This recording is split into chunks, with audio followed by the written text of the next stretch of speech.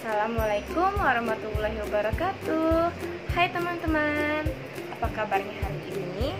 Semoga kalian masih tetap dalam keadaan sehat walafiat. Amin. Hari ini kita akan mempelajari tema 6, subtema 1 dengan muatan pembelajaran IPS dan PPKN. Mari siapkan buku tema 6 kalian dan simak video berikut ini. Pada pembelajaran IPS tema 6 subtema 1, kita akan mempelajari pengaruh negatif interaksi manusia dengan lingkungan alamnya. Sebelumnya, Miss ingin bertanya, menurut kalian, mengapa kita harus berinteraksi dengan lingkungan alam? Untuk mengetahui jawaban berikut, tentunya kita harus mengetahui terlebih dahulu apa itu interaksi lingkungan. Dari interaksi sendiri, interaksi dibagi menjadi dua. Yang pertama, interaksi sosial. Yang kedua, interaksi lingkungan. Yang pertama yaitu interaksi sosial. Apa itu interaksi sosial? Yaitu hubungan sosial yang menyangkut hubungan antar individu, individu dengan kelompok, dan kelompok dengan kelompok. Sedangkan interaksi lingkungan atau interaksi dengan lingkungan hidup merupakan interaksi antara manusia dengan lingkungan yang terbentuk secara alami. Dan teman-teman, baik interaksi sosial dan interaksi lingkungan sama-sama perlu dilakukan oleh manusia. Manusia perlu berinteraksi dengan lingkungan hidupnya untuk memenuhi kebutuhan hidupnya.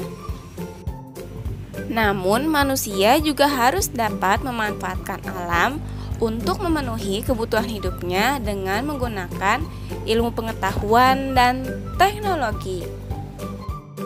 Nah, contohnya, untuk menanggulangi akibat kemarau panjang yang menyebabkan menurunnya hasil pertanian, manusia mencoba membuat hujan buatan. Pembuatan hujan buatan tentu dengan menggunakan pengetahuan dan teknologi. Tentunya manusia dapat memperoleh banyak manfaat dari lingkungan alam untuk memenuhi kebutuhannya. Dari pertanian, perikanan, perkebunan, dan peternakan merupakan bentuk interaksi manusia dengan lingkungan alam yang berguna untuk memenuhi kebutuhan hidupnya. Manusia memelihara alam sedemikian rupa agar dapat dimanfaatkan dengan baik untuk memenuhi kebutuhan hidup manusia dan makhluk hidup lainnya. Namun, tidak semua interaksi manusia akan berdampak baik bagi alam. Perilaku manusia yang membuang sampah sembarangan dapat merusak lingkungan sekitar. Interaksi manusia dengan lingkungan yang kurang baik juga dapat menyebabkan beberapa bencana alam yang dapat merugikan manusia dan lingkungan. Contohnya seperti banjir yang disebabkan karena saluran air yang terganggu sampah. Dua, yaitu tanah longsor yang disebabkan karena manusia menebangi pohon di tanah yang landai. Dan yang ketiga yaitu kebakaran hutan yang diakibatkan karena kecerobohan manusia. Manusia dengan lingkungan alam. Semua makhluk hidup di bumi melakukan interaksi dengan sesama maupun dengan lingkungannya.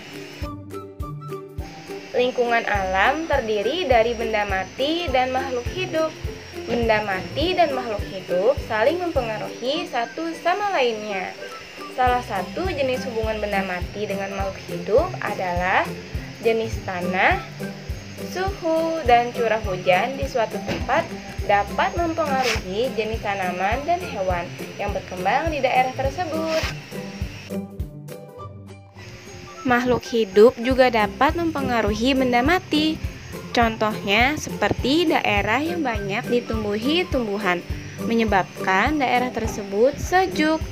Daerah yang masih banyak tumbuhannya cenderung memiliki air tanah yang baik dan berlimpah, karena tanaman membantu tanah menahan dan menyimpan air dalam tanah dengan baik. Hubungan manusia dengan alam ada dua. Yang pertama, hubungan yang membuat manusia harus menyesuaikan diri dengan alam. Yang kedua, hubungan yang dapat membuat manusia memanfaatkan alam sekitarnya. Bagaimana cara manusia menyesuaikan diri dengan lingkungannya? Yaitu dengan mempelajari peristiwa alam yang ada di lingkungannya. Contohnya yaitu petani menyesuaikan waktu tanam dengan musim hujan agar tanamannya tumbuh dengan baik. Selanjutnya kita akan mempelajari PKN. Teman-teman, apakah kalian tahu kapan Hari Anak Sedunia diperingati? Hari Anak Sedunia ditetapkan sejak tanggal 20 November 1989 oleh PBB atau Perserikatan Bangsa-Bangsa. Konvensi Hak-Hak Anak.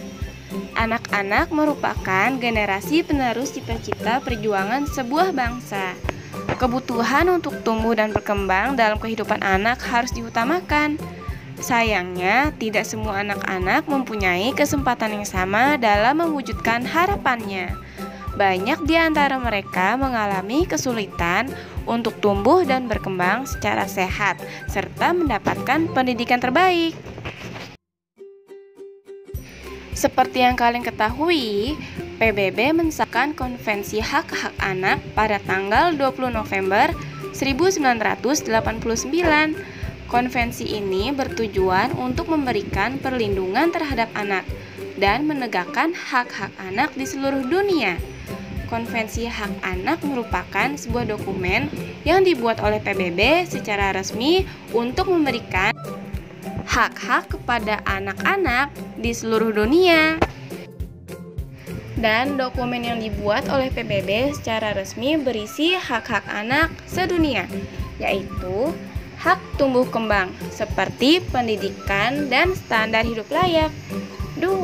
Hak perlindungan dari diskriminasi, eksploitasi, kekerasan, dan keterlantaran. 3. Hak keberlangsungan hidup. Dan yang terakhir yaitu hak berpartisipasi seperti berpendapat dan mendapatkan informasi sesuai dengan usianya. Adapun hak-hak siswa menurut pemerintah nomor 24 tahun 1990. Yang pertama, mendapatkan perlakuan sesuai dengan bakat, minat, dan kemampuannya. 2. Mendapatkan bantuan fasilitas belajar dan beasiswa. 3. Mengikuti program pendidikan untuk mengembangkan kemampuan diri. Dan yang keempat, memperoleh pendidikan agama. Lanjut, yang kelima, pindah ke sekolah yang sejajar atau yang tingkatnya lebih tinggi. 6. Menyelesaikan program pendidikannya lebih awal. 7. Memperoleh penilaian hasil belajar. Dan yang terakhir yaitu mendapatkan pelayanan khusus. Teman-teman, setelah kita mempelajari pembelajaran IPS dan PPKN, berikut adalah tugas untuk mengetahui pemahaman kalian dalam pembelajaran hari ini. Yang pertama, kerjakan halaman 27, 2. Halaman 29 sampai 30 bagian ayo mencoba, dan yang ketiga, halaman 33 dan 36. Cukup sekian pembelajaran hari ini. Semoga kalian mengerti apa yang kita pelajari hari ini. Dan jika kalian memiliki pertanyaan, kalian bisa tanyakan pada Miss. Jangan lupa untuk selalu diulang pelajaran yang telah kita pelajari dan dikerjakan tugasnya ya teman-teman. Terima kasih. Wassalamualaikum warahmatullahi wabarakatuh.